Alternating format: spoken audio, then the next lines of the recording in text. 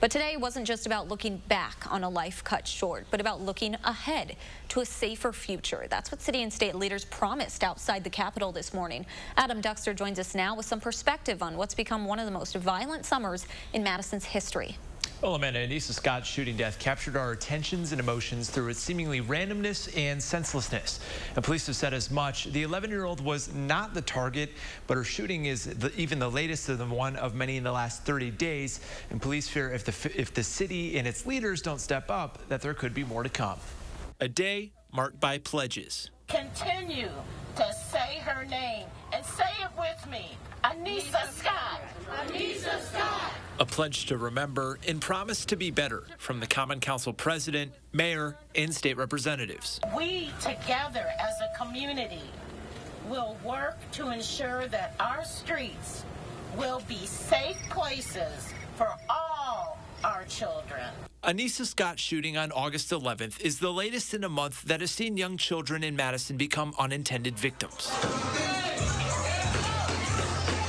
When you have 63 plus rounds being fired from an assault rifle in a neighborhood like this, there's no doubt that creates a risk to the community. That was 17 days ago. Chief Vic Wall reacting to a shooting at Garner Park, leaving 3 people hurt. Police found 2 guns and more than 60 shell casings. But it was how many people, especially young kids, who were put at risk during that celebration of life that made Wall react the way he did. You can see how densely packed this pavilion was, and you can hear the quantity of gunfire going on.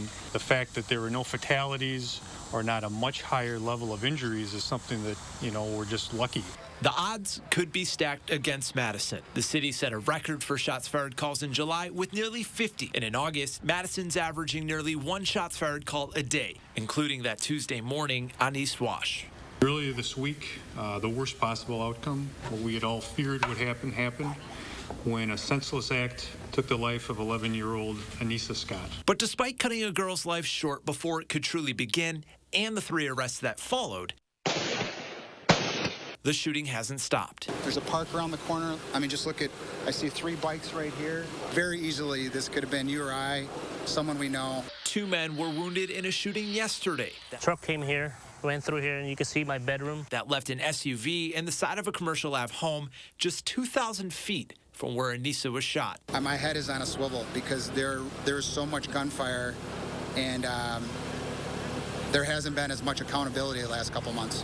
Scott's death may finally change that, but it hasn't yet, leaving those the people of Madison elected pledging to take the lead. While today we honor her memory by coming together, tomorrow we must honor her memory with action. With action! Yeah. I want to remind you, too, that on July 31st, a 9-year-old on Madison's east side was hit by a bullet while playing outside.